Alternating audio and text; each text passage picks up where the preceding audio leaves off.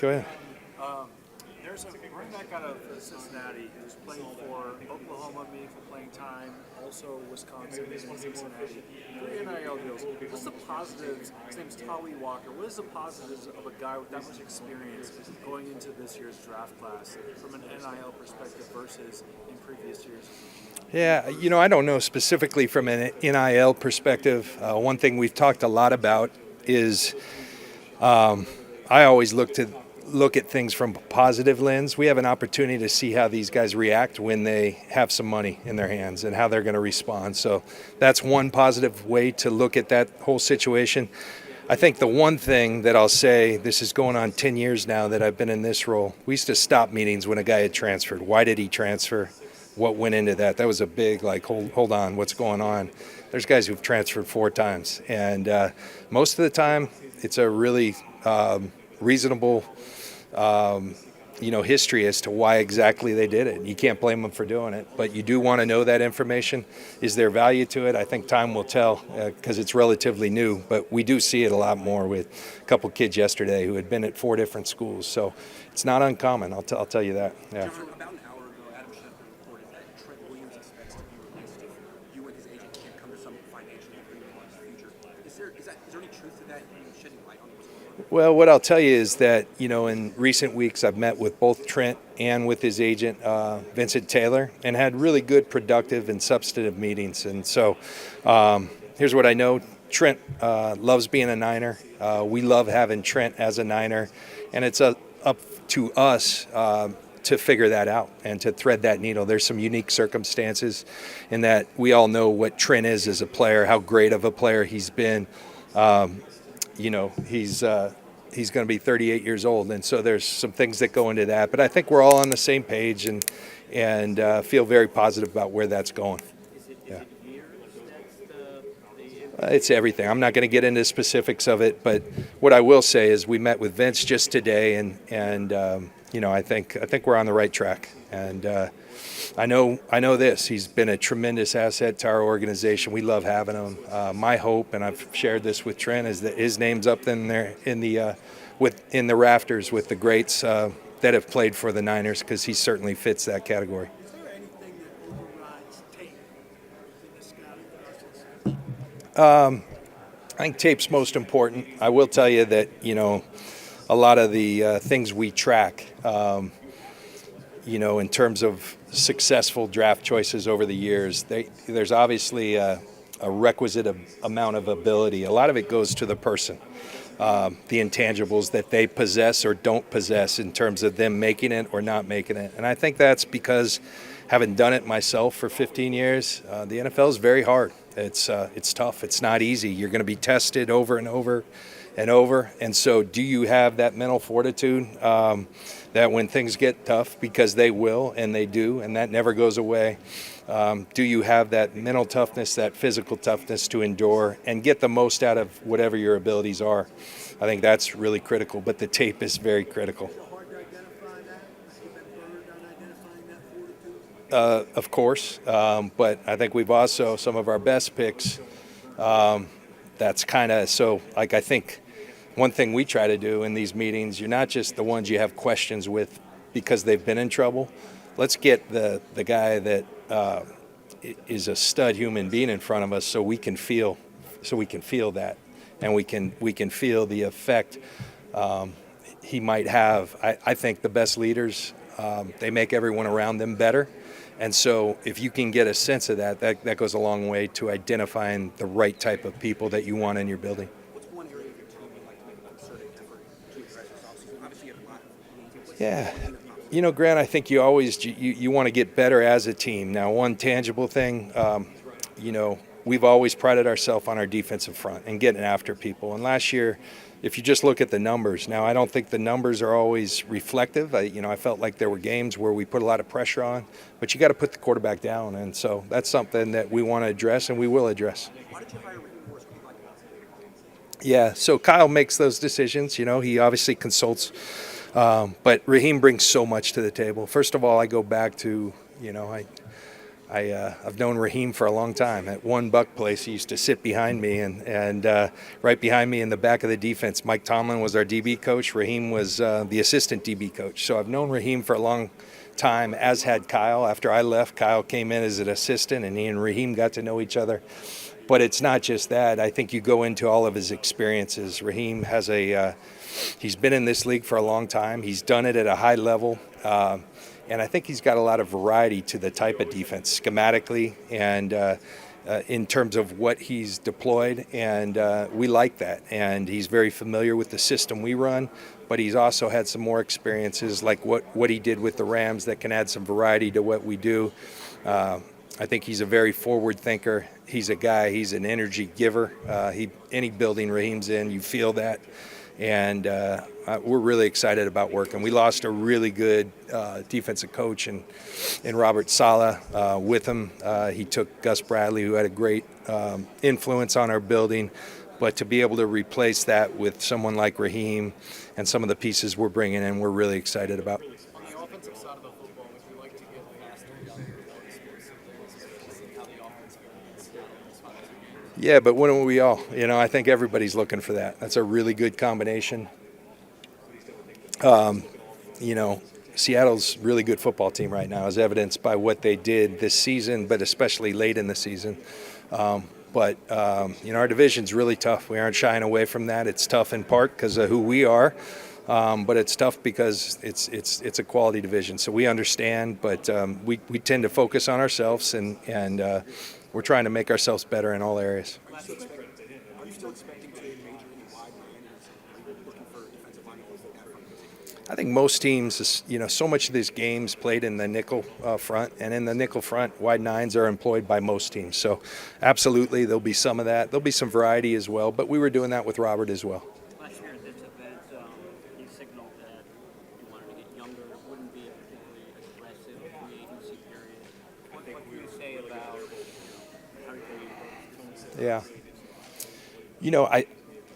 That was true, and I think it remains true. I mean, all 11 picks are still with us, with our team, and a lot of them contributed in a big way. So we love last year's class and their contributions, and it did do that in infused youth.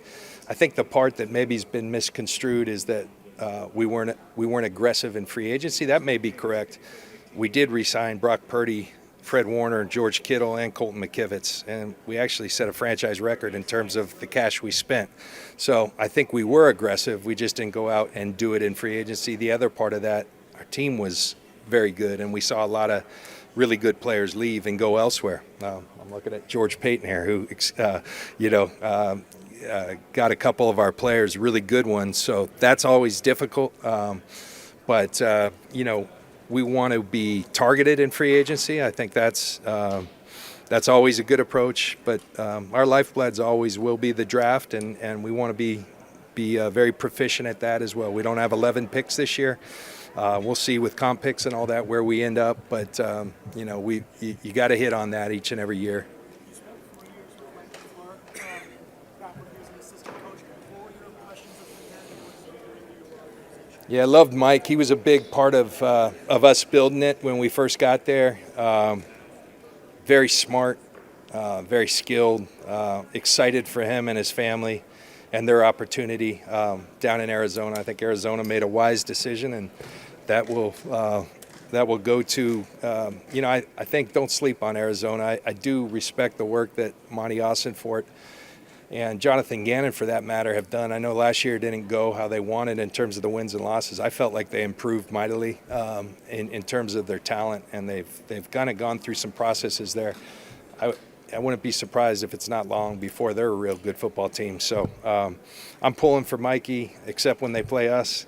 And he's a tremendous human being who was very instrumental in a lot of our success. And we've got really fond memories of working together with him. You made a lot of trades over your time as GM. Is the lifeline of the life path of a trade, does that often trace back to this week, the combine, to a lot of conversations start here in person? Oh, I think that's accurate for sure. I thought you were talking like evaluations of players long before, and that sometimes is the case too. But absolutely, I think it's very rare, and there's a couple three probably inflection points. Usually down at Mobile, you get most GMs are down there, then at Combine, and then at league meetings. So usually at one of those places, a lot of those conversations. And this week, it's kind of everybody's in that mindset coming off the season. Now you're really looking forward, and yes, a lot of those conversations have commenced. And the inception of them was here, and some finish here. So yeah. Hey, John, Troy Vincent said yesterday that of the replay decisions they reviewed, that four of the five decisions that they wish they could have gotten back happened in the 1 o'clock window. Have you guys discussed that as a competition committee? Like, do you have any concern about the quality of replay when there's so many games going on in the window? Yeah, that's a really good question, and we have, first of all, man, the competition committee, that's work. I've been stuck in a meeting room for 3 days, but I do feel good. It feels like a very impactful opportunity to help guide our game, and so that's why I chose to do it.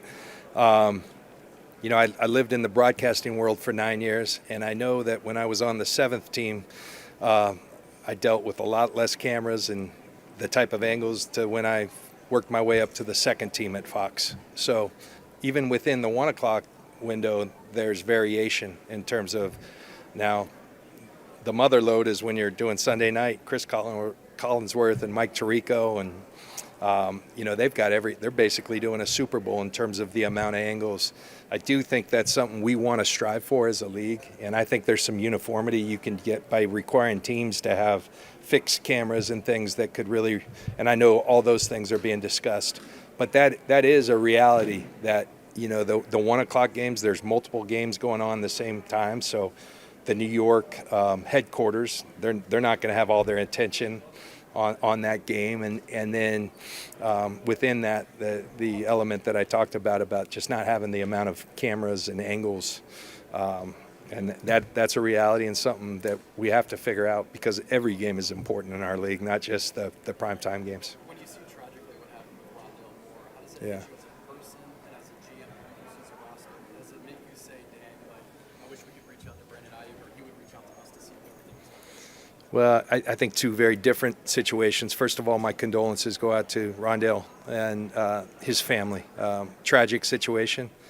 We've had a couple of them in our league this year, and your heart goes out to the families. And it makes you, communicate with everyone in your organization about our opportunity to affect these young men in a positive way and to help them through things, struggles. And, it's, I think I'll leave it at that. My heart goes out to Rondell.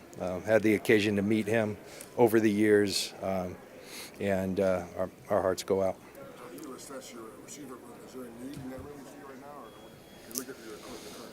Yeah, so obviously you got like Jawan's a free agent, and we've been in good contact with Jawan. We'll see where that goes.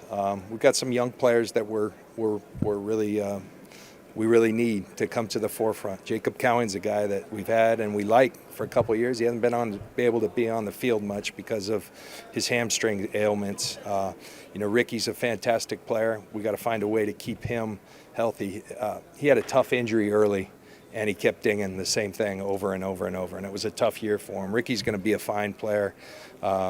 Jordan Watkins has to take big steps, and then we've got opportunities to improve ourselves by either bringing back some of the players who have been with us or go finding new guys that fit who we want to be and what we want to be, both in free agency and in the draft. John, going back to the competition committee, I know a couple days ago, Rich put this teams introducing a rules change proposal to the Cincinnati ads.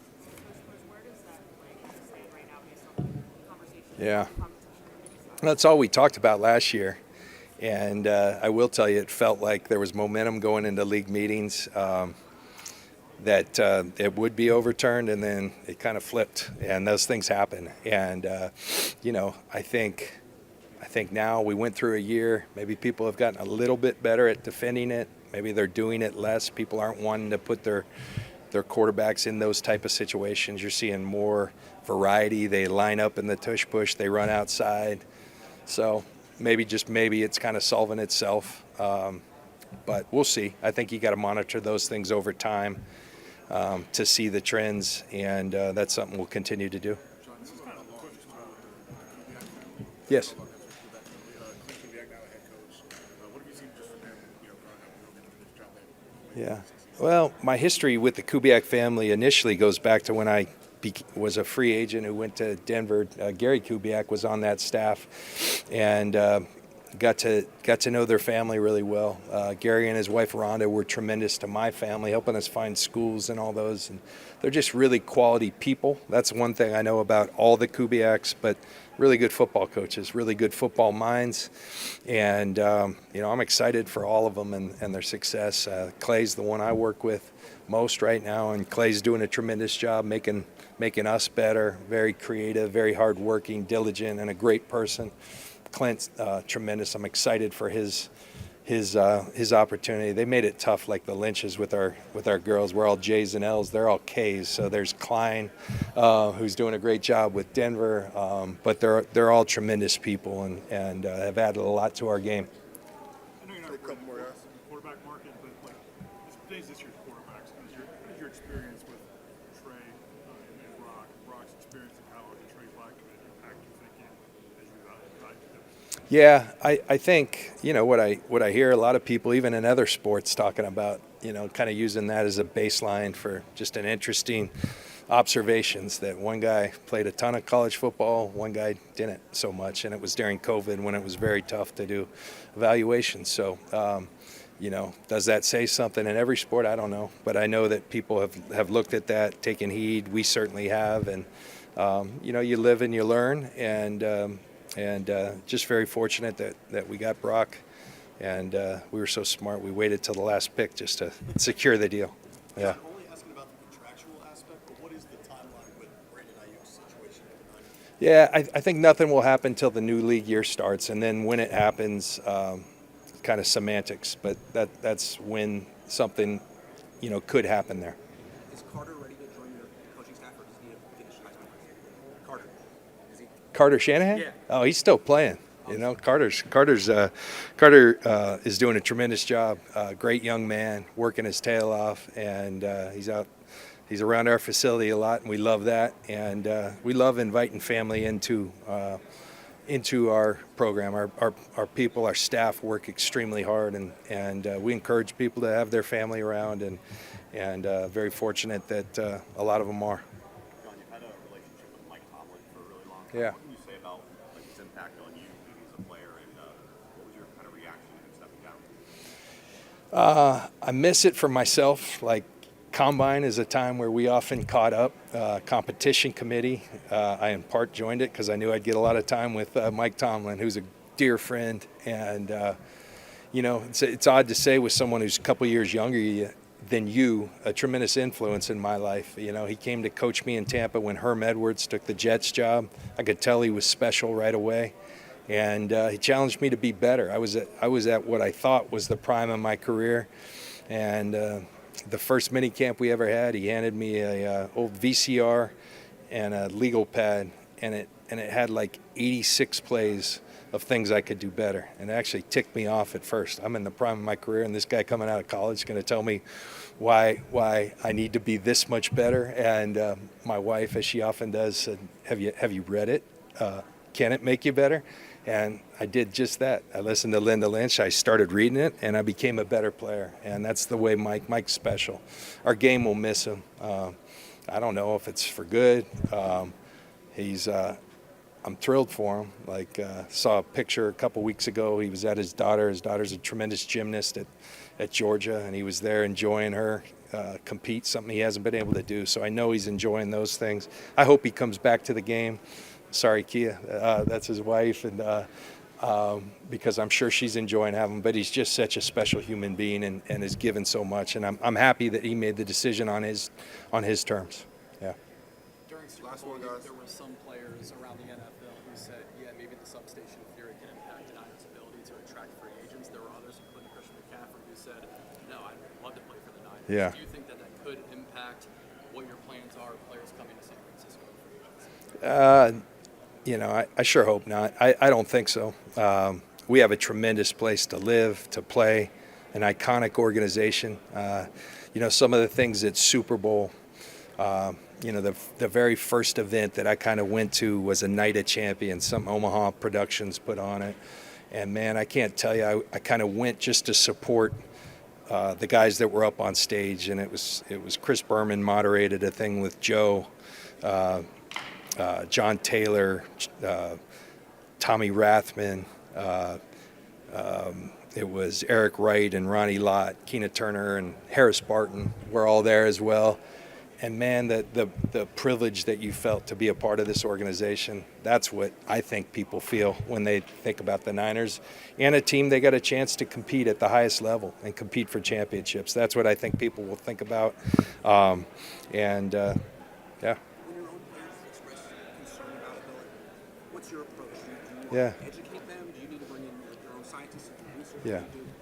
Well, I think when you talk about, and I said this earlier, me having been a player, anything our players, especially when it comes to health and safety, which is so important, absolutely we'll look into that, working with our team to do just that. Encouraged by some of the early things, our chief medical officer, Dr. Sills, came out and basically stated that there's no literature that speaks to that being an issue. So we'll continue to monitor that, and there's so many great things about being a Niner, and I think that will carry the day. We'll obviously always look into the concerns that our players might have. All right. Thank you, guys.